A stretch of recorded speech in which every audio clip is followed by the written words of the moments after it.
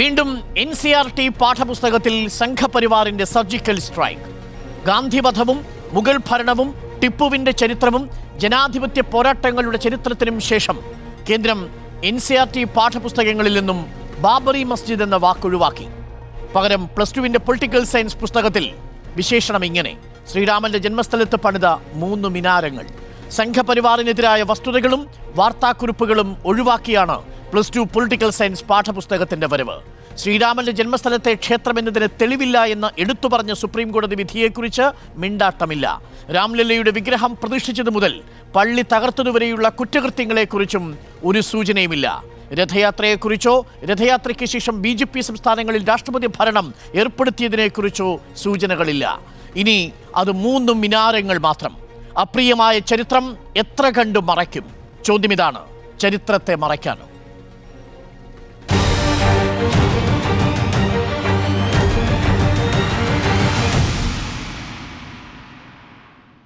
ബാബറി മസ്ജിദിന്റെ പേരൊഴിവാക്കിയതിനെതിരെ NCERTക്കെതിരെ പ്രതിഷേധം ശക്തമാവുന്നു. 2014 മുതൽ NCERT RSSന്റെ ഒരു ഉപസംഘടനയെ പോലെയാണ് പ്രവർത്തിക്കുന്നതെന്ന് കോൺഗ്രസ് നേതാവ് ജയറാം രമേശ് എക്സിൽ കുറിച്ചു. തീവ്ര വർഗീയ അജണ്ടയിൽ നിന്ന് കേന്ദ്ര സർക്കാർ പിന്നോട്ടില്ലെന്ന് തെളിഞ്ഞതായി മന്ത്രി MB രാജേഷും പ്രതികരിച്ചു. ചരിത്രത്തെ കാവ്യവൽക്കരിക്കാനുള്ള നീക്കത്തിൽ നിന്ന് NCERT പിന്മാറണമെന്ന് പാളയം ഇമാം സന്ദേശത്തിലും പറഞ്ഞു. സംഘപരിവാർ അവരുടെ തീവ്ര വർഗീയ അജണ്ടകളിൽ നിന്ന് പിന്നോട്ടില്ല എന്ന് തെളിയിക്കുന്ന ഒന്നാണിത്. ഭരണകൂടത്തിൻ്റെ എല്ലാ സംവിധാനങ്ങളെയും വർഗീയവൽക്കരിക്കാൻ നടത്തുന്ന ശ്രമങ്ങൾക്കെതിരായ പോരാട്ടം ശക്തിയായി ഇനിയും തുടരേണ്ടതുണ്ട് എന്നതാണ് ഇത് കാണിക്കുന്നത്. ബാബരി മസ്ജിദ് തകർത്തെടുത്ത് ക്ഷേത്രം പണിത് അവിടെ യാതൊരു നേട്ടവും ഉണ്ടാക്കാൻ കഴിഞ്ഞില്ലെന്ന് ഒരു പക്ഷത്ത് നമ്മൾ പറയുമ്പോ, അതേ ബാബരി മസ്ജിദിന്റെ പേര് തന്നെ NCERTയുടെ പാഠപുസ്തകങ്ങളിൽ നിന്ന് വെട്ടിമാറ്റിയ പുതിയ വാർത്തകളാണ് ഇന്ന് നമ്മൾ വായിച്ചത്. നമുക്കൊപ്പം അതിഥികളായി ഷിനാസ് AM ചരിത്രാധ്യാപകൻ, CPM പ്രതിനിധി രാജ്യസഭാ MP A റഹീം, കോൺഗ്രസ് പ്രതിനിധി VR അനൂപ്, ഒപ്പം വലതുപക്ഷ സഹയാത്രികൻ മിഥുൻ വിജയകുമാർ എന്നിവർ ചേരുന്നു. ആദ്യം ഷിനാസിലേക്ക്. ഷിനാസ് AM, നോക്കൂ, തുടർച്ചയായി NCERT പാഠപുസ്തകങ്ങളിൽ വരുന്ന മാറ്റം അത് നമ്മൾ സംഘപരിവാർ അനുകൂലമായ പാഠ്യപദ്ധതി സൃഷ്ടിക്കുന്നു എന്നൊരു കേവല പ്രയോഗത്തിലേക്ക് ഒതുക്കുകയാണ്. അതിനുമപ്പുറം ഗൗരവമേറിയതല്ലേ പാഠപുസ്തകങ്ങളിൽ RSSന്റെ, സംഘപരിവാറിൻ്റെ, ഒപ്പം തന്നെ BJP സർക്കാരിൻ്റെയൊക്കെ രാഷ്ട്രീയ ഭരണത്തിന് അനുകൂലമായൊരു മാനസികാവസ്ഥ സൃഷ്ടിച്ചെടുക്കുന്നതിനായുള്ള ഒരു കൾച്ചറൽ കണ്ടീഷനിങ് നടത്തുന്നതിനായുള്ള ബോധപൂർവമായ ശ്രമം? യഥാർത്ഥത്തിൽ ഇത് എത്ര കണ്ട് അപകടകരമാണ്? തീർച്ചയായും വളരെ ഗൗരവത്തിൽ ചിന്തിക്കേണ്ട കാര്യമാണ്. കേന്ദ്ര സർക്കാർ ഇപ്പോൾ BJPക്ക് 240 സീറ്റുണ്ട്, കേവല ഭൂരിപക്ഷമില്ലാഞ്ഞിട്ട് പോലും RSSന്റെ വർഗീയ സംഘപരിവാരത്തിൻ്റെ വർഗീയ അജണ്ട അഭംഗുരം പിന്തുടരുന്നു, ഉത്തരോത്തരം പിന്തുടരുന്നു എന്നതിൻ്റെ തെളിവാണ്. ഇപ്പോൾ 2014 മുതൽ 4 പ്രാവശ്യം ഈ റിവിഷൻ നടത്തി. കഴിഞ്ഞ കൊല്ലം റിവിഷൻ ഉണ്ടായിരുന്നു. ഗാന്ധിവധം വെട്ടി, മൗലാന ആസാദിനെ വെട്ടി, മുഗൾ ചരിത്രം ഒട്ടുമിക്കതും വെട്ടി. അതിലേക്ക് ഞാൻ കടക്കുന്നില്ല. കഴിഞ്ഞ വർഷം അത് കൂലങ്കഷമായ ചർച്ചകൾക്ക് വിധേയമായതാണ്. അപ്പോൾ ഈ വർഷം ഈ NCERTയുടെ 1961 NCERT സ്ഥാപിക്കപ്പെടുന്നത്. അതിൻ്റെ ഇപ്പോഴത്തെ ചെയർമാനായ ദിനേശ് പ്രസാദ് സക്ലാനി അദ്ദേഹം പറഞ്ഞത്, ബാബരി മസ്ജിദ് തകർത്തത് അത് വെട്ടിമാറ്റി, ഗുജറാത്ത് വംശഹത്യ വെട്ടിമാറ്റി, അതുപോലെ മറ്റ് പലതും വെട്ടിമാറ്റിയിട്ടുണ്ട്. അപ്പോൾ 1900 കൂട്ടിച്ചേർത്തിട്ടുമുണ്ട്, വെട്ടിമാറ്റിയിട്ടുമുണ്ട്. 1989 ശേഷമുള്ള കോൺഗ്രസിൻ്റെ ഡിക്ലൈൻ കൂട്ടിച്ചേർത്തു. വോട്ട് ബാങ്ക് പൊളിറ്റിക്സ് എന്ന ഒരു അധ്യായത്തിലെ ഉപശീർഷകം കുറച്ച് മാറ്റി എഴുതി. അതിൻ്റെ കൂടെ മറ്റൊരു ഉപശീർഷകം ചേർത്തു, മൈനോറിറ്റി അപ്പീസ്മെൻറ്റ്, ന്യൂനപക്ഷ പ്രീണനം എന്നുള്ളത്. മണിപ്പൂർ 1947-8 കാലഘട്ടത്തിൽ ഇന്ത്യയോട് മേർജ് ചെയ്തത്, ചേർന്നതിനെ പറ്റിയുള്ള ആദ്യ പാഠഭാഗം മാറ്റി വേറെ രീതിയിൽ അവർ ഇതാക്കി. അങ്ങനെ ഒരുപാട് മാറ്റങ്ങൾ വരുത്തിയിട്ടുണ്ട്. ഏറ്റവും പ്രധാനപ്പെട്ട മാറ്റം, ബാബരി മസ്ജിദ് 1528 ബാബറിൻ്റെ മിലിറ്ററി ജനറലായിരുന്ന മിർബക്കി നിർമ്മിച്ച ബാബരി മസ്ജിദ് എന്നുള്ള മസ്ജിദ്, ബാബരി മസ്ജിദ് എന്നുള്ള പ്രയോഗം നിർബക്കിയില്ല. 1528 നിർമ്മിച്ചതില്ല. നേരത്തെ ശ്രീ അരുൺ സൂചിപ്പിച്ചതുപോലെ തന്നെ ശ്രീരാമൻ്റെ ജന്മസ്ഥാനത്ത് ഉണ്ടായിരുന്ന 3 താഴികക്കുടങ്ങളുള്ള ഒരു നിർമ്മിതി ആണ് തകർക്കപ്പെട്ടത്. അതിന് ശേഷം വരുന്നത് ശ്രീരാമ ജന്മഭൂമി പ്രസ്ഥാനത്തെ പറ്റിയുള്ള ഘോഷണങ്ങളാണ്. അല്ല, അത് തന്നെയാണ്. അത് നോക്കൂ ഷിനാസ്, നോക്കൂ, NCERTയുടെ ഡയറക്ടർ ദിനേശ് സക്ലാനി അതിനെ വിശദീകരിച്ചുകൊണ്ട് പറയുന്നത് ഇങ്ങനെയാണ്: ഒരു ഡിപ്രസ്ഡ് ആയ വയലന്റ് ആയ പൗരന്മാരെ നിർമ്മിക്കാതിരിക്കാൻ വേണ്ടിയുള്ള കരുതലോടുകൂടിയുള്ള റിവിഷൻ എന്നാണ് ദിനേശ് സക്ലാനി പ്രതികരിച്ചിരിക്കുന്നത്. ആക്രമണോത്സുകരായ വിഷാദമുള്ള ഒരു പൗരസമൂഹമായി മാറും വിദ്യാർത്ഥികൾ ബാബറി മസ്ജിദ് എന്ന പേരുകേട്ടാൽ എന്നാണ് ദിനേശ് സക്ലാനിയുടെ വിചിത്രമായ വിശദീകരണം. അതെ, അത് ഞാൻ വായിച്ചു. സക്ലാനി പറഞ്ഞിരിക്കുന്നത് ബാബരി മസ്ജിദ് തകർത്തതും ഗുജറാത്തിലെ വർഗീയ കലാപവും ഒക്കെ വായിക്കുന്ന കുട്ടികൾ വിഷാദികളും അക്രമാസക്തരും അതുപോലെ ഹിംസോന്മുഖരും ഒക്കെ ആയിത്തീരുമെന്നാണ്.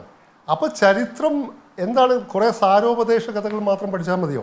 ഇപ്പോൾ 2 ലോകയുദ്ധങ്ങൾ നടന്നു, അതിലെത്രമാത്രം ഹിംസ നടന്നു അത് പഠിക്കണ്ടേ?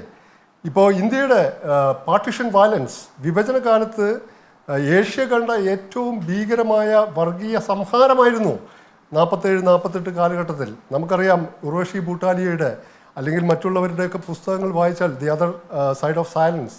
അപ്പം ഇപ്പോൾ ലാഹോറിൽ നിന്ന് അമൃത്സറിലേക്കും അമൃത്സറിൽ നിന്ന് ലാഹോറിലേക്കും പോകുന്ന ഈ അഭയാർത്ഥികളെ കൊണ്ടുപോകുന്ന തീവണ്ടികളിൽ അതത് സ്റ്റേഷനുകളിലെത്തുമ്പോൾ കബന്ധങ്ങളാണ്, വെട്ടി നുറുക്കപ്പെട്ട ശരീരങ്ങളാണ്. ആ വെട്ടി നുറുക്കപ്പെട്ട ശരീരങ്ങളുടെ മേലെ ഇരുന്നിട്ടൊക്കെയാണ് യാത്ര ചെയ്യുന്നത്. അവരും കൊല്ലപ്പെടുന്നുണ്ട് മറ്റ് സ്റ്റേഷനുകളിൽ. അത് അതിഭീകരമായ ഹിംസയല്ലേ? അപ്പോൾ അതൊക്കെ നമ്മൾ പഠിപ്പിക്കുന്നില്ലേ? അടിയന്തരാവസ്ഥ കാലത്ത് ഇപ്പോൾ നിർബന്ധിത വന്ധ്യംകരണം, അതുപോലെ തന്നെ ചേരി നിർമ്മാർജ്ജനം എന്ന പേരിലുള്ള ബുൾഡോസർ രാജ് സഞ്ജയ് ഗാന്ധിയുടെ നേതൃത്വത്തിൽ. അപ്പോൾ ഇതൊക്കെ ഒരുപാട് ചരിത്രം എന്ന് പറഞ്ഞാൽ വളരെ നിഷ്കളങ്കമായ ഒരു സാരോപദേശ കഥയല്ല, വളരെ വ്യക്തമാണ്. ഞാൻ തിരിച്ചു വരാം ശ്രീ ഷിനാസ്, വളരെ പ്രധാനപ്പെട്ട ഒരു പോയിന്റാണത്.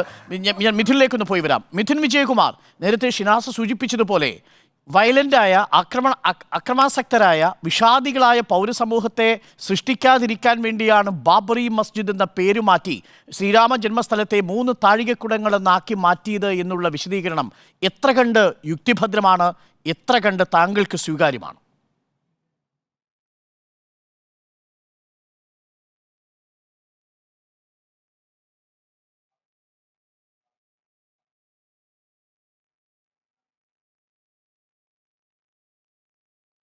അതേ ലോജിക്ക് വെച്ചപ്പോൾ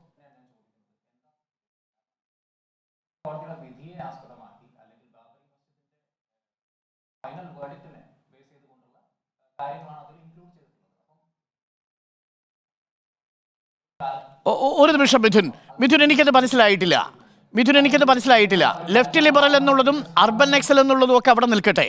പക്ഷേ എൻ്റെ ചോദ്യം ഇതാണ് മിഥുൻ, നിലവിൽ ഇത് ഹിംസാത്മകമാണെങ്കിൽ നിങ്ങൾ ഭഗവത്ഗീത എങ്ങനെ പഠിപ്പിക്കും?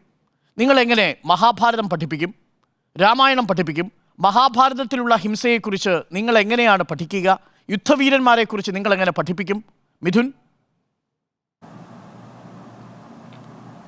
മഹാഭാരതം നമ്മുടെ ഹിസ്റ്ററിയുടെ ഭാഗമാണോ അരുൺ? നമ്മുടെ ഹിസ്റ്ററിയിൽ മഹാഭാരതവും ഗീതയും ഒക്കെയാണ് പഠിപ്പിക്കുന്നത്. സംഘപരിവാറിന്റെ യുക്തിയിൽ അത് ചരിത്രമാണോ എന്നാണ് പഠിപ്പിക്കുന്നത്, ഭാഗമല്ലല്ലോ. ഞാൻ പറയുന്നത് സംഘപരിവാറിന്റെ യുക്തി അവിടെ നിൽക്കട്ടെ. നമ്മുടെ CBSE ടെക്സ്റ്റിലെ ഇപ്പോഴത്തെ നിലവിലെ അവസ്ഥ വെച്ചുകൊണ്ടാണല്ലോ നമ്മൾ ഈ ചർച്ച ചെയ്യുന്നത്. ഞാൻ പറയുന്നത്, ഞാനിവിടെ ശ്രീ ശശി തരൂർ തന്നെ പറഞ്ഞ വേർഡ്സ് കോട്ട് ചെയ്തുകൊണ്ട് പറയാൻ ആഗ്രഹിക്കുകയാണ്. അദ്ദേഹം പറഞ്ഞത്, എനിക്ക് തോന്നുന്നു അദ്ദേഹത്തിന്റെ ഇന്ത്യ ടുഡേ കോൺക്ലേവിൽ അദ്ദേഹം പറഞ്ഞൊരു കാര്യമാണ്: history was pressed down into nation building project, so there was a desire to elide some of the unpleasant details such as destruction of temples. അതായത് അമ്പലങ്ങളെയൊക്കെ നശിപ്പിച്ചതുപോലുള്ള ചില കാര്യങ്ങളൊക്കെ നമ്മൾ ഹിസ്റ്ററി എഴുതുമ്പോൾ മാറ്റി നിർത്തിയിട്ടുണ്ട്. അത് ചരിത്രപരമായിട്ടുള്ള കാര്യമാണ്, അദ്ദേഹം പറയുന്നുണ്ട്, വളരെ വ്യക്തമായിട്ട് പറയുന്നുണ്ട്. അതെന്തുകൊണ്ടാണെന്ന് വെച്ചാൽ ഇവിടുത്തെ നമ്മുടെ കൾച്ചറൽ ഹാർമണി, സോഷ്യൽ ഹാർമണി ഒന്നും തകർന്നു പോകാതിരിക്കാൻ വേണ്ടിയാണ് ഇങ്ങനെയുള്ള ചില നീക്കങ്ങൾ നമ്മുടെ ഹിസ്റ്ററി ടെക്സ്റ്റ് ബുക്സ് ഒക്കെ എഴുതുന്ന സമയത്ത് അങ്ങനെ ചെയ്തിട്ടുള്ളത് എന്നാണ് അദ്ദേഹത്തിന്റെ വാദം. ഞാൻ ശശി തരൂരിനെ തന്നെ കൂട്ടിയത് കൊണ്ട് പറയുകയാണ്. അപ്പോൾ അങ്ങനെ ഒരു കോണ്ടെക്സ്റ്റിൽ ഇതിനെ എന്തുകൊണ്ട് നമുക്ക് കാണാൻ സാധിക്കുന്നില്ല? കാരണം ഈ ഒരു വിഷയത്തിൽ ഇത്രയധികം, അതായത് ഒരു കൾച്ചറൽ ഡിസ്കോർഡ് ഉണ്ടാക്കാൻ പാകത്തിലുള്ള ഒരു ബാബറി മസ്ജിദ് എന്ന് പറഞ്ഞാൽ ശരിക്കും പറഞ്ഞാൽ ഇന്ത്യയിൽ ഒരു കൾച്ചറൽ ഡിസ്കോർഡ് ഉണ്ടാക്കാൻ പാകത്തിലുള്ള ഒരു ആറ്റം ബോംബാണ്. ആ ടെർമിനോളജി അവിടെ ഉപയോഗിക്കാതെ 3 ഡോം സ്ട്രക്ചർ എന്ന് പറയുന്നതിൽ, അല്ലെങ്കിൽ അതിനുശേഷമുള്ള സുപ്രീം കോടതിയുടെ വിധിയും രാമജന്മഭൂമിയുമായി ബന്ധപ്പെട്ട കാര്യങ്ങളെ കുട്ടികൾക്ക് പറഞ്ഞ് മനസ്സിലാക്കി കൊടുക്കുന്നതിലും എന്താണ് തെറ്റ് എന്നൊരു ചോദ്യം. സുപ്രീം കോടതി വിധി താഴികക്കുളത്തിനുള്ളിൽ രാംലല്ലയുടെ വിഗ്രഹം 1949 ഡിസംബർ മാസത്തിൽ 23-25 സമയത്ത് കൊണ്ടുവച്ചതടക്കമുള്ള കാര്യങ്ങൾ പറഞ്ഞു കൊടുക്കണ്ടേ? അതൊരു കുറ്റകൃത്യമാണ് എന്ന് സുപ്രീം കോടതി പറഞ്ഞു കൊടുക്കണ്ടേ? അപ്പൊ ചരിത്രം ഏത് സമയം മുതൽക്കാണ് അരുൺ നമുക്ക് പഠിപ്പിക്കേണ്ടത് കുട്ടികളെ? കാരണം ഇവിടെ ചരിത്രം പഠിക്കാൻ 2 സ്കൂൾ ഓഫ് തോട്ട് ഉണ്ട് ആക്ച്വലി. ഒന്ന് ഡിസംബർ 1992 ശേഷമുള്ളത്, അല്ലെങ്കിൽ മറ്റൊന്ന് ബ്രിട്ടീഷ് കൊളോണിയൽ റെക്കോർഡിനെ റെഫർ ചെയ്യുന്ന ആർക്കിയോളജിക്കൽ സർവേന്റെ ഫൈൻഡിങ്സിനെ റെഫർ ചെയ്യാൻ ആഗ്രഹിക്കുന്ന, അല്ലെങ്കിൽ ഈ മിർസ ജഹാന്റെ അല്ലെങ്കിൽ താരിഖ് അവധ് പോലുള്ള, അല്ലെങ്കിൽ മിർസ റജാബ് അലിയുടെ പല റെഫറൻസസും എടുത്തുകൊണ്ടാണല്ലോ ഇതിലേക്കൊക്കെ എത്തിച്ചേർന്നത്. അപ്പം അങ്ങനെയുള്ള റെഫറൻസസ് ഹിസ്റ്ററിയായി പഠിക്കാൻ ആഗ്രഹിക്കുന്നവരുണ്ടാകാം. മറുഭാഗത്ത് ഈ ഒരു സ്ട്രക്ചർ തകർത്തതിന് അപ്പുറത്തേക്കുള്ള ഹിസ്റ്ററി പഠിക്കാൻ ആഗ്രഹിക്കുന്നവരുണ്ടാകാം. അപ്പൊ ഇതിൽ ആരുടെ താല്പര്യങ്ങളെയാണ് നമ്മൾ മാനിക്കേണ്ടത്? അപ്പൊ ഇത് രണ്ടുമില്ലാത്ത വളരെ ന്യൂട്രലായ സുപ്രീം കോടതി വിധിക്ക് ശേഷമുള്ള കാര്യങ്ങളെ പറഞ്ഞുകൊണ്ടുള്ളൊരു, എനിക്ക് തോന്നുന്ന ഒരു ഹിസ്റ്റോറിക്കൽ കോണ്ടെക്സ്റ്റിലാണ് ഈ ഒരു നെറേറ്റീവിനെ പ്രസന്റ് ചെയ്തിരിക്കുന്നത്. അതിൽ പ്രത്യേകിച്ച് വലിയ തെറ്റൊന്നും ഞാൻ കാണുന്നില്ല. അല്ല, അവിടെയാണൊരു അപകടം. താങ്കൾ ന്യൂട്രൽ എന്ന് വിശേഷിപ്പിച്ചല്ലോ. എന്താണ് താങ്കൾ ന്യൂട്രൽ എന്നുകൊണ്ട് ഉദ്ദേശിച്ചത്? ചരിത്രവും രാഷ്ട്രീയവും പഠിക്കുന്ന വിദ്യാർത്ഥികൾ ചരിത്ര വസ്തുതകളെക്കുറിച്ച് പൂർണ്ണമായും മനസ്സിലാക്കാതിരിക്കുന്നതാണോ ന്യൂട്രാലിറ്റി? അജ്ഞതയാണോ താങ്കളെ സംബന്ധിച്ച് നിഷ്പക്ഷത?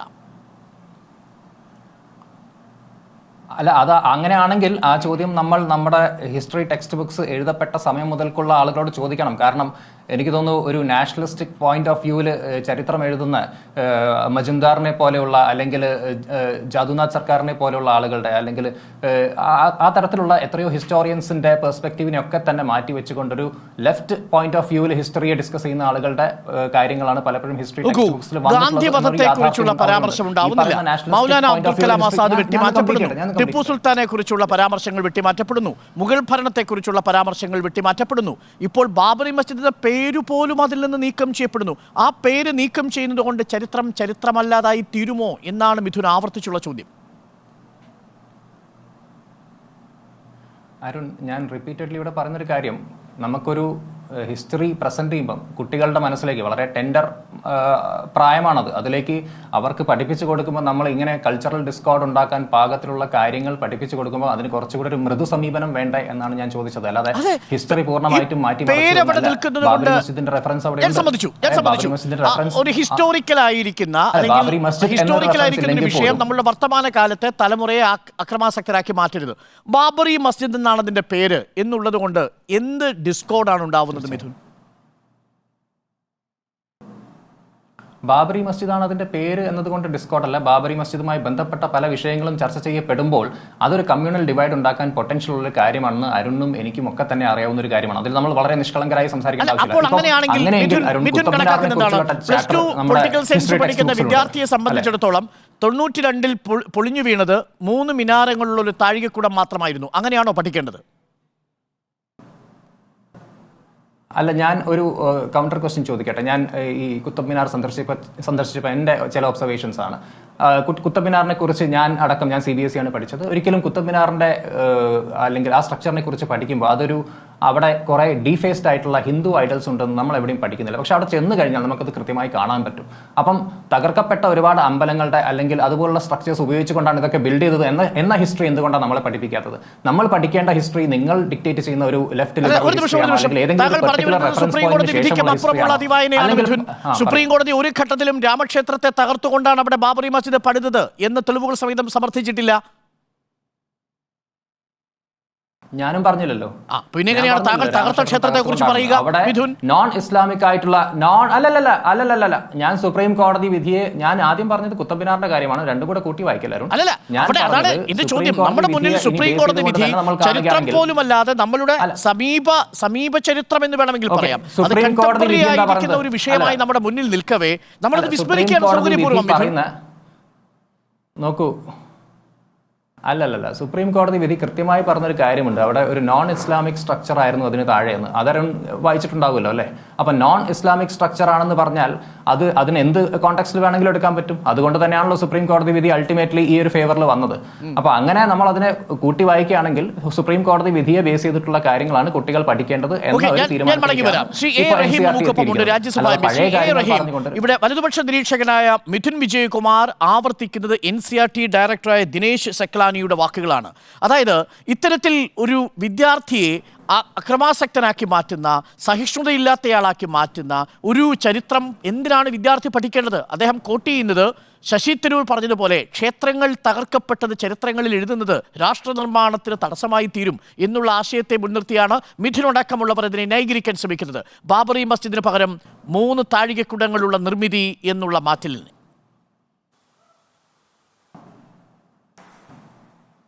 അല്ല, യഥാർത്ഥത്തിൽ സംഘപരിവാർ ഏറ്റവും അധികം ഭയക്കുന്നത് ചരിത്രത്തെയാണ്. അത് സംഘപരിവാർ മാത്രമല്ല, ലോക ചരിത്രത്തിലെ ഈ പറയുന്ന ഹിറ്റ്ലറുടെ ചരിത്രമെടുത്താൽ, മുസോളിൻ്റെ ചരിത്രമെടുത്താലൊക്കെ ചരിത്രത്തെ ഭയപ്പെടുന്നത് കാണാൻ കഴിയും. ഹിറ്റ്ലർ അധികാരത്തിലേറി ആദ്യം ചെയ്ത് ഇവിടെ പഠിപ്പിച്ചുകൊണ്ടിരുന്ന ചരിത്ര പുസ്തകങ്ങളൊക്കെ കത്തിക്കുകയായിരുന്നു. അന്ന് ജർമ്മൻ കവിയായ ഹൈനെ പറയുന്നുണ്ട്, ഇന്ന് അക്ഷരങ്ങൾക്ക് ചിതയൊരുക്കുന്ന ഇയാൾ നാളെ മനുഷ്യർക്കും ചിതയൊരുക്കും എന്ന് പറയുന്നുണ്ടായിരുന്നു. ചരിത്രം, പുതിയ ചരിത്രം എഴുതുകയായിരുന്നു. റീറൈറ്റിംഗ് ഓഫ് ഹിസ്റ്ററി എന്നത് ഇവരുടെ ഒരു പ്രധാനപ്പെട്ട ടൂളാണ്. ഇത് ഒറ്റപ്പെട്ട സംഭവമല്ല, ഇത് നിരന്തരമായി അവർ ചെയ്തുകൊണ്ടിരിക്കുന്ന ഒരു കാര്യമാണ്. അതിന് പറയുന്ന യുക്തിയാണ് ഭയങ്കര സാധാരണ പറഞ്ഞാൽ പോരെ, ഞങ്ങൾ ചരിത്രത്തെ മാറ്റി എഴുതും എന്ന് ധീരമായി പറയുന്നതിന് പകരം ഇങ്ങനെ വലതു നിരീക്ഷകൻ വന്ന് ഉരുണ്ട് കളിക്കേണ്ട കാര്യമില്ലല്ലോ. ഞങ്ങളിങ്ങനെയൊക്കെ ചെയ്തവരാണ്, നിങ്ങളങ്ങനെ ചെയ്തവരല്ലേ, അത് പറയാമല്ലോ. ഇപ്പോൾ 1992 ഡിസംബർ 6 പകൽ 12:15 ഞങ്ങൾ ബാബറി മസ്ജിദ് തകർക്കും എന്ന് പറഞ്ഞ് തകർത്തവരാണല്ലോ ഞങ്ങൾ ഇതൊക്കെ ചെയ്യും എന്ന് പറയുന്നു. ഇപ്പം നിങ്ങൾ പറഞ്ഞല്ലോ, ഞങ്ങൾക്ക് രാജ്യസഭയിലും ലോകസഭയിലും ഭൂരിപക്ഷം കിട്ടിയാൽ ഭരണഘടന മാറ്റും എന്ന് എത്രയോ ഉത്തരവാദിത്തപ്പെട്ടവർ പ്രസംഗിച്ചു. അതുപോലെ ഇത് പങ്കെടുത്തൂടെ അങ്ങനെ ഒരു ടേക്ക്? നിങ്ങൾ ചരിത്രത്തെ മാറ്റാൻ ശ്രമിക്കുകയും എന്നിട്ട് അതിന്മേൽ കിടന്ന് ഉരുളുകയും ചെയ്യും. ഏറ്റവും പ്രധാനപ്പെട്ട കാര്യം, ഇവിടെയുള്ള മിഥുൻ പോലും ചർച്ച ചെയ്യുന്നത് നേരത്തെ ശശി തരൂർ എഴുതിയ ഒരു പുസ്തകത്തിലെ ഒരു ഭാഗത്തെ ഉദ്ധരിച്ചുകൊണ്ടാണ്, അഭിമുഖത്തിൽ അദ്ദേഹം കൊടുത്തിരിക്കുന്ന ഒരു ഭാഗത്തെ ഉദ്ധരിച്ചുകൊണ്ടാണ് അദ്ദേഹം പറയുന്നത്, ഈ ക്ഷേത്രങ്ങളൊക്കെ തകർക്കുന്നതിനെ കുറിച്ചൊക്കെ വിദ്യാർത്ഥികൾ പഠിച്ചാൽ അത് രാഷ്ട്ര നിർമ്മിതിക്ക് ഉപകാരപ്പെടില്ല എന്നുള്ളതാണ്. ശശി തരൂരിനെ കോട്ട് ചെയ്തുകൊണ്ടാണ് ഈ ബാബറി മസ്ജിദ് ഒഴിവാക്കിയതിനെ ഒരു വലതു നിരീക്ഷകൻ പോലും ന്യായീകരിക്കാൻ ശ്രമിക്കുന്നത്. യഥാർത്ഥത്തിൽ ഇത് RSS പണ്ട് വിശേഷിപ്പിച്ചതുപോലെ ഒരു ബൗദ്ധിക ഭീകരതയുടെ തുടർച്ച മാത്രമാണ്.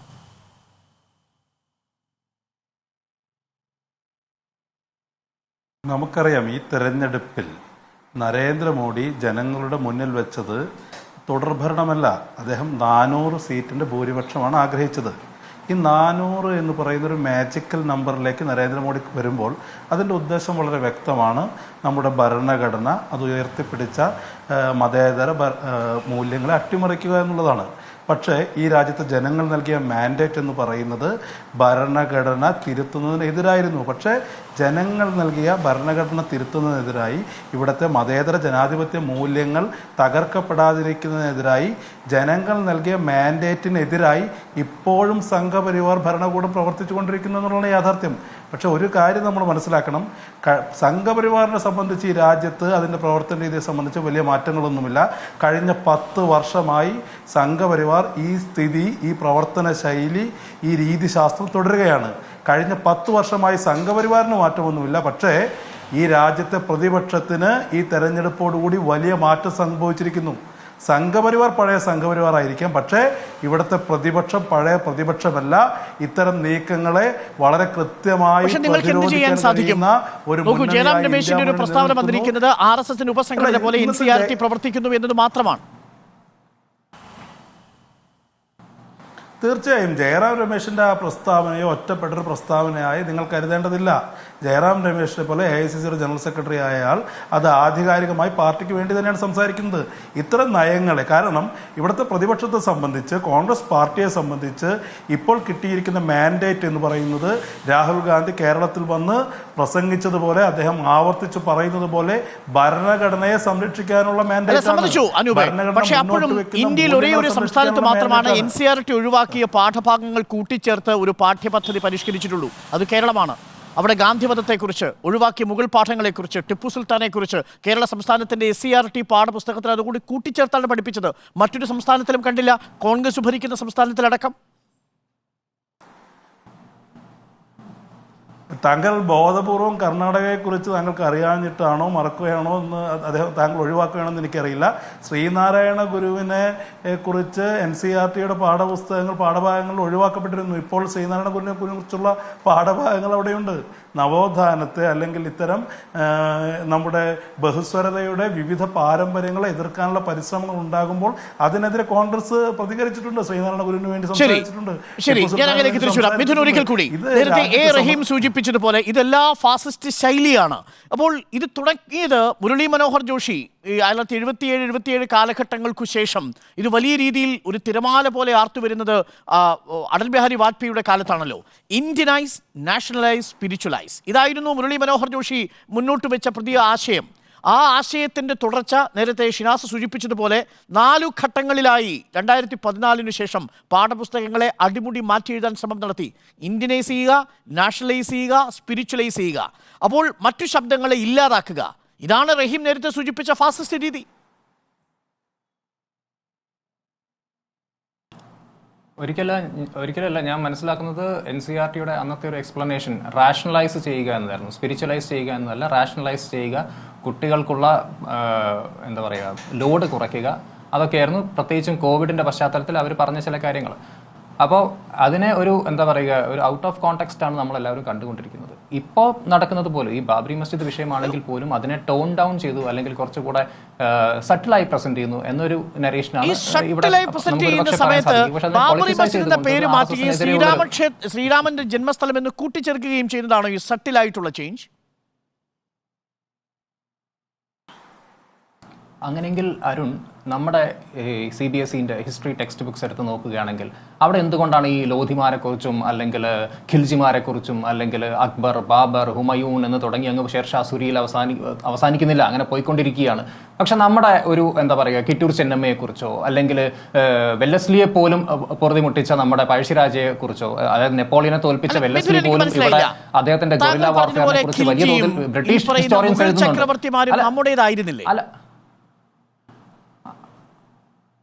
അല്ല, നമ്മുടേതായിരുന്നോ എന്നതല്ല, ഇവിടത്തെ എന്താ പറയുക ഒറിജിനൽ ഇൻഹാബിറ്റൻസിനെ കുറിച്ച് എന്തുകൊണ്ട് ചർച്ച ചെയ്യുന്നില്ല എന്നാണ് ഞാൻ ചോദിക്കുന്നത്. ഒറിജിനൽ ഇൻഹാബിറ്റൻസിനെ കുറിച്ച് ചർച്ച ചെയ്യാതെ ഇൻവേഡേഴ്സിനെ കുറിച്ച് വലിയ ഏതൊരു അല്ല ഞാൻ ചോദിക്കട്ടെ, ഇവിടത്തെ അതായത് ഈ ഇൻവേഡേഴ്സിനെ കുറിച്ച് എന്തുകൊണ്ടായിരുന്നു ഇത്ര വലിയ പരാമർശം?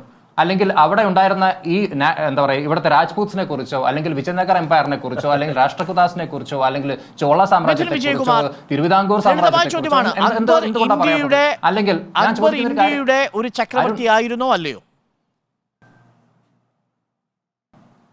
തീർച്ചയായിട്ടും ആയിരുന്നു. ഞാൻ കൾച്ചറൽ അമൽഗമേഷൻ സംഭവിച്ചിട്ടില്ല എന്നൊന്നും പറയുന്നില്ല. അവിടെ റഹീമായിരുന്നു ചിരിക്കണം, ഞാൻ വേറെന്തോ ലോകത്തെ കാര്യം പറഞ്ഞ പോലെ. ഞാൻ പറയുന്നത് കൾച്ചറൽ അമൽഗമേഷൻ സംഭവിച്ചിട്ടില്ല എന്നല്ല ഞാൻ പറയുന്നത്. ഹിസ്റ്ററി നമ്മൾ വായിക്കുമ്പം അവിടെ ഇൻവേഡേഴ്സിന് എന്തിനാണ് ഇത്ര പ്രാധാന്യം കൊടുക്കുന്നത്? അരുൺ, നിങ്ങളുടെ പെർസ്പെക്റ്റീവിൽ നിൽക്കുന്ന ഈ ലെഫ്റ്റ് ലിബറൽ പെർസ്പെക്റ്റീവിൽ നിൽക്കുന്ന ആളുകൾക്ക് പലപ്പോഴും ഓസ്ട്രേലിയയിലെ അബോറിജിനൽസിനോട് ഇപ്പോഴത്തെ ആളുകൾ മാപ്പ് പറയണം, അമേരിക്കയിലെ അബോറിജിനൽസിനോട് മാപ്പ് പറയണം എന്ന് പറയുന്ന ആളുകളാണ് പറഞ്ഞത്. ഇന്ത്യക്ക് അങ്ങനെ ഒരു സംസ്കാരമുണ്ടോ? ഇവിടുത്തെ എന്താ പറയുക അബോറിജിനൽസ് ആരാണ്? ഇവിടുത്തെ ഒറിജിനൽ ഇൻഹാബിറ്റൻസ് ആരാണ്? അങ്ങനെയൊക്കെയുള്ള ചോദ്യങ്ങളാണ് താങ്കൾ ചോദിക്കുന്നത്. പക്ഷെ മറ്റ് രാജ്യങ്ങളിൽ താങ്കൾ പറയും ഇന്ന് അവിടെ ഭരിക്കുന്നവർ അന്നത്തെ അബോറിജിനൽസിനോട് മാപ്പ് പറയണം, അല്ലെങ്കിൽ അവരെ അബോറിജിനൽസിനെ ബുദ്ധിമുട്ടിച്ചവർ ഇന്നും ആ സംസ്കാരം തുടരുന്നവർ അവർ മാപ്പ് പറയണം. ആപ്ലിക്കബിൾ അല്ല.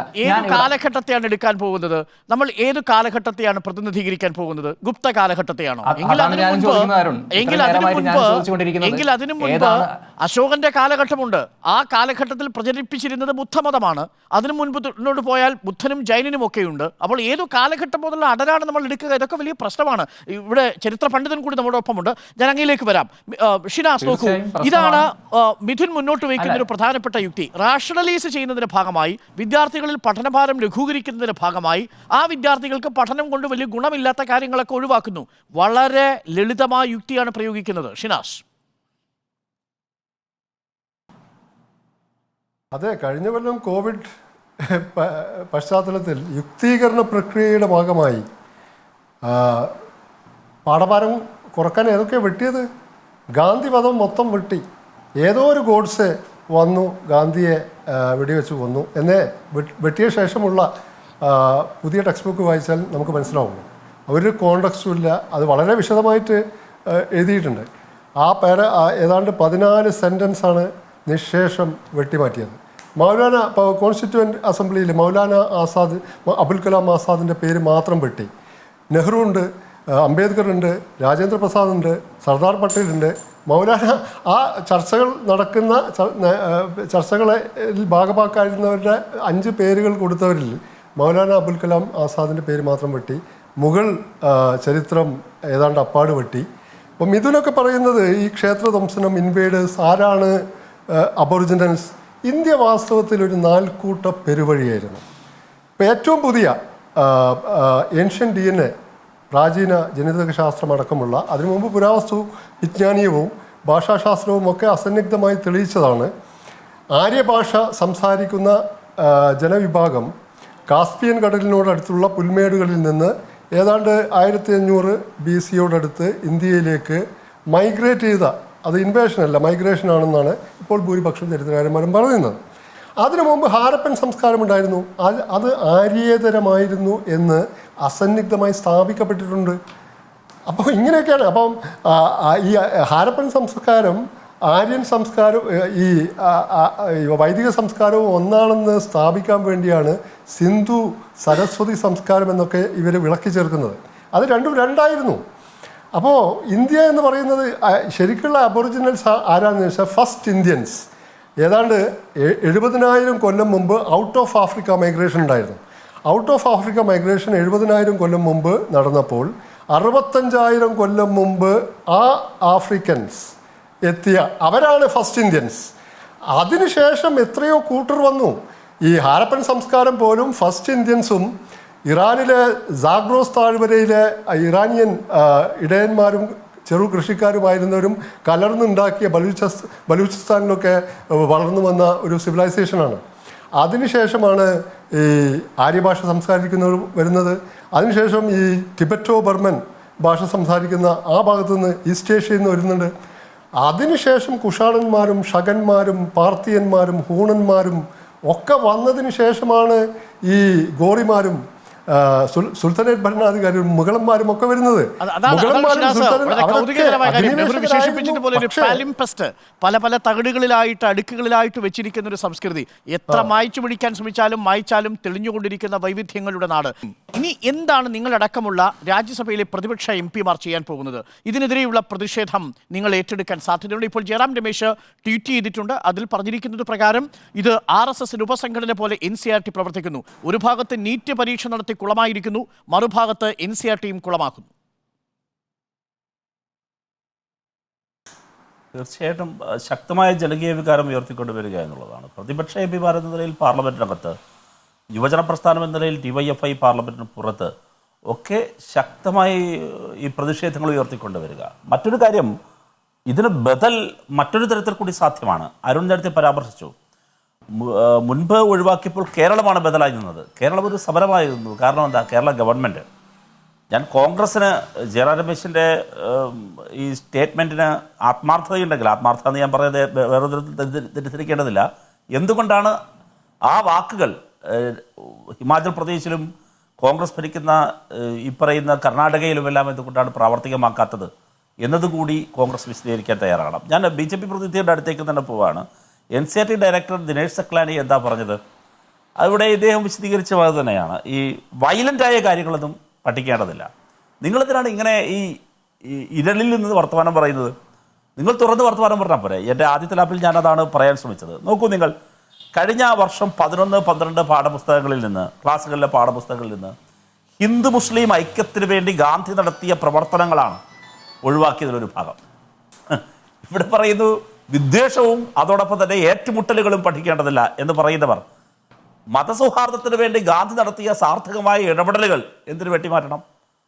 ഗാന്ധി വധത്തിന് ശേഷം RSSനെ നിരോധിച്ചത് എന്തിനാണ് ചരിത്രത്തിൽ നിന്ന് ഒഴിവാക്കേണ്ട കാര്യം? നോക്കൂ, വീണ്ടും പുറകിലേക്ക് പോയാൽ നമുക്ക് കാണാൻ കഴിയും.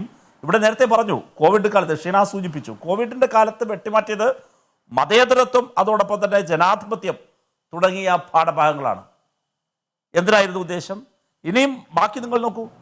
ഇത് ഓരോ ഘട്ടത്തിലും നമുക്ക് കാണാൻ കഴിയുന്നൊരു കാര്യം. ഇപ്പോൾ സൈനിക് സ്കൂളുകൾ, സൈനിക് സ്കൂളുകളെ ഏതാണ്ട് തകർത്തു. RSSന്റെ നിയന്ത്രണമുള്ള മറ്റ് സംഘടനകളെ ഏൽപ്പിക്കുകയാണ്. വിദ്യാഭ്യാസത്തിൻ്റെ അടിമുടി സംഘപരിവാർവൽക്കരണം ഒരു വശത്ത്, മറുവശത്ത് ഉന്നത വിദ്യാഭ്യാസ രംഗത്ത്, പ്രൊഫഷണൽ വിദ്യാഭ്യാസ രംഗത്ത് വിദ്യാർത്ഥികൾക്കിടയിലും രക്ഷകർത്താക്കൾക്കിടയിലും ആശങ്കയുണ്ടാക്കും വിധം അതിനെ മുഴുവൻ അട്ടിമറിക്കുക, അതിൻ്റെ എന്താ പറയുക, അതിൻ്റെ എല്ലാ നന്മയും ഇല്ലാതാക്കുക, അതിനെ അഴിമതിയുടെ കൂത്തരകാക്കി മാറ്റുക.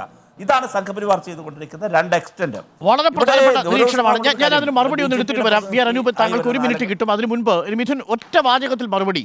ഈ വയലന്റ് ആക്കാതിരിക്കാൻ വേണ്ടിയാണ് ബാബറി മസ്ജിദ് ഒഴിവാക്കിയത്, ചരിത്രപാഠങ്ങൾ ഒഴിവാക്കിയത് എന്ന് പറയുമ്പോൾ ഹിന്ദു മുസ്ലിം മൈത്രിക്ക് വേണ്ടി ശ്രമിച്ച മഹാത്മാഗാന്ധിയുടെ പരിശ്രമങ്ങൾ ഒഴിവാക്കിയത് എന്തിനു വേണ്ടിയാണ്? അരുൺ, എനിക്കറിയില്ല, ഇവിടെ ശ്രീ റഹീം കുട്ടികൾ ഹിസ്റ്ററി പഠിക്കാൻ തുടങ്ങുന്ന കാലം മുതൽക്ക് +2 വരെയുള്ള എല്ലാ പുസ്തകങ്ങളും വായിച്ചിട്ടാണോ വരുന്നത് എന്ന്. ഇതിനെ പ്രയോറിറ്റൈസേഷൻ ഡീപ്രയോറിറ്റൈസേഷൻ ഒരു എക്സസൈസ് ആയിട്ടാണ് ഞാൻ മനസ്സിലാക്കുന്നത്. അല്ലാതെ ഗാന്ധിയുടെ CBSE കരിക്കുലത്തിൽ നിന്ന് ടോട്ടലി എല്ലാ ഹിസ്റ്ററി എടുത്തു കളഞ്ഞു. പ്രയോറിറ്റിയാണ് നമ്മൾ ചെറുപ്പം മുതലേ പഠിച്ചുകൊണ്ടിരിക്കുന്നത്. അതാ ഞാൻ പറഞ്ഞ അരുൺ. അല്ലല്ല, ഏതെങ്കിലും ഒരു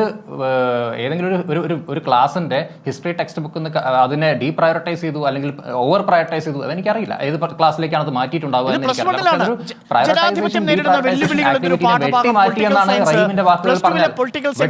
പഠിക്കേണ്ടതല്ലേ ജനാധിപത്യം നേരിടുന്ന വെല്ലുവിളികൾ? അല്ല, ഗാന്ധിയെ കുറിച്ചുള്ള റെഫറൻസസ് ഇല്ലാതെ അല്ല പോകുന്നത്. പക്ഷെ അതിലെ ചില കാര്യങ്ങൾ ഈ ഒരു കോവിഡിന്റെ പശ്ചാത്തലത്തിൽ അവർ എല്ലാ ചാപ്റ്റേഴ്സ് ഇട്ടോ, ഈ ഗാന്ധിയുടെ ചാപ്റ്റർ മാത്രമല്ല ഒരുവിധം ചാപ്റ്റേഴ്സ് ഒക്കെ തന്നെ അവരൊരു വെട്ടിക്കുറയ്ക്കുകയും അതിന്റെ കോൺടെന്റ് ചുരുക്കുകയും ചെയ്തിട്ടുണ്ട്. വിശദീകരിക്കുന്നു. നിങ്ങൾ ഗാന്ധിയുടെ റെഫറൻസ് എന്താണ്? ഇദ്ദേഹത്തിന്റെ വാക്കുകളിൽ മാറ്റുക എന്നാണെങ്കിൽ അതൊരിക്കലും ശരിയല്ല. ഗാന്ധി സ്വച്ഛ ഭാരതിന്റെ ബ്രാൻഡ് അംബാസഡർ ആയിട്ട് ഗാന്ധിയെ തന്നെ റീറൈറ്റ്. അതുകൊണ്ടാണ് കുട്ടികൾ ചെറിയ പ്രായം മുതൽക്ക് അങ്ങ് 12ാം ക്ലാസ് വരെ അദ്ദേഹത്തെ കുറിച്ച് പഠിച്ചുകൊണ്ടിരിക്കുന്നത്. ഒരു മഹാനുഭാവൻ എന്ന് പറഞ്ഞ് ഗാന്ധിയെ റീബ്രാൻഡ് ചെയ്യുക നിങ്ങൾ. ഇതൊരു പ്രയോറിറ്റൈസേഷന്റെ വിഷയമാണ്, അത് കുട്ടികളുടെ പഠനഭാരം ലഘൂകരിക്കാനുള്ളതാണ് എന്നൊക്കെയാണ് പറയുന്നത്. പണ്ട് പക്ഷേ ഇങ്ങനെയൊന്നും ആയിരുന്നില്ല. ദീൻനാഥ് ബത്രയുടെ വളരെ കൃത്യമായി തന്നെ ചരിത്രത്തെ എന്തുകൊണ്ടാണ് മാറ്റുന്നത് വിശദീകരണം ഉണ്ടായിരുന്നു. ആ വിശദീകരണം നൽകുന്നതിന് പോലും ഇപ്പോൾ സംഘപരിവാർ ഭയപ്പെടുന്നുണ്ടോ വി ആർ അനൂപ്? അല്ല, ഇവിടെ അതിനു മുൻപ് കോൺഗ്രസ് ആത്മാർത്ഥമാണെങ്കിൽ എന്നൊക്കെയാണല്ലോ റഹീമിനെ പോലെ ഒരാൾ ചോദിക്കുന്നത്. അദ്ദേഹം മനസ്സിലാക്കേണ്ടത് AB വാജ്പേയിയുടെ സർക്കാരിന്റെ കാലത്ത് നടന്ന കാവ്യവൽക്കരണ പ്രക്രിയയെ ഡീസാഫ്രണൈസേഷനിലൂടെ പ്രതിരോധിച്ചാൽ അർജുൻ സിംഗാ. ഇവിടുത്തെ ഈ പറയുന്ന ഇടത് ലെഫ്റ്റ് ലിബറൽ ആളുകൾക്ക് സ്പേസ് കൊടുക്കുന്നത് കോൺഗ്രസ് ആണെന്നാണ് കോൺഗ്രസിന് നേരെയുള്ള ഏറ്റവും വലിയ സംഘപരിവാർ ആരോപണം. സത്യത്തിൽ ഞാൻ റഹീമിനോടോ അരുണിനോടോ ഈ ചർച്ചയിൽ ഡിബേറ്റ് ചെയ്യാൻ ഉദ്ദേശിക്കുന്നില്ല. സംഘപരിവാറിനോടാണ് സംസാരിക്കാൻ ആഗ്രഹിക്കുന്നത്. പക്ഷെ പറഞ്ഞാൽ എനിക്കും പറയേണ്ടി വരും. EMSന്റെ ഇടത് ചരിത്രരചനാ രീതിയെ കുറിച്ച് എനിക്ക് പറയേണ്ടി വരും. EMS എഴുതിയ കേരള ചരിത്രത്തിൽ അയ്യങ്കാളിക്ക് ഇടമുണ്ടായിരുന്നില്ല. അപ്പോൾ അതൊന്നുമല്ല, ഇവിടെ കോൺഗ്രസിന്റെ ആത്മാർത്ഥതയൊന്നും സംശയിക്കേണ്ട. അർജുൻ സിംഗ് മാനവ വിഭവശേഷി വകുപ്പ് മന്ത്രിയായിരുന്നപ്പോൾ ഈ രാജ്യത്തെ ചരിത്രത്തെ തിരിച്ചുപിടിക്കാൻ നടത്തിയ വലിയ പരിശ്രമങ്ങളുടെ ഇത് മാത്രമല്ല, ഇവിടുത്തെ സെൻട്രൽ യൂണിവേഴ്സിറ്റികളിലടക്കം 27% സംവരണം എന്ന് പറയുന്ന 2ാം മണ്ഡലിലൂടെ ഇവിടുത്തെ മലപ്പുറത്തെയും കോഴിക്കോട്ടെയും മുസ്ലിം പെൺകുട്ടികൾക്ക് ഈ പറയുന്ന അക്കാഡമിഷിയിൽ ഇടം കൊടുത്തത് UPA ഗവൺമെന്റാ. അപ്പോൾ ആത്മാർത്ഥതയെ കുറിച്ച് റഹീം പറയരുത്. നമുക്ക് വേണമെങ്കിൽ ഒരുമിച്ച് പ്രതിരോധിക്കുന്നതിനെ കുറിച്ച് സംസാരിക്കാം. ആ നിലയ്ക്കുള്ള സംവാദം ഉയർത്തിക്കൊണ്ടുവരാം. നിങ്ങളാണ് ഇതൊക്കെ പ്രതിരോധിക്കുന്നത്, ഞങ്ങൾക്കൊരു റോളുമില്ല എന്ന് പിണറായി വിജയൻ പ്രസംഗിച്ചത് എന്തുകൊണ്ടാണ് എന്നതിനെ കുറിച്ചൊക്കെ നമുക്ക് കൂടുതൽ ദീർഘമായി സംസാരിക്കേണ്ടി വരും. ഇപ്പോൾ അതിനുള്ള സന്ദർഭമല്ല. സംഘപരിവാറിനെ സംബന്ധിച്ച് സംഘപരിവാറിന് ചരിത്രത്തെ വളച്ചൊടിക്കുക എന്ന് പറയുന്നത് അവരുടെ സുദീർഘമായ പ്രവർത്തന പദ്ധതിയാണ്, പ്രത്യയശാസ്ത്രമാണ്. പാർലമെന്റിനുള്ളിലും പുറത്തും ഈ വിഷയം പ്രതിഷേധത്തിന്റെ അഗ്നി കൊളുത്തുമെന്ന കാര്യത്തിൽ സംശയമില്ല. രാജ്യസഭാ MP റഹീം ആ സൂചന കൂടി നൽകുന്നു. കോൺഗ്രസ് ഈ വിഷയം രാഷ്ട്രീയ വിഷയമായി തന്നെ ഏറ്റെടുക്കുകയും ചെയ്യുന്നു.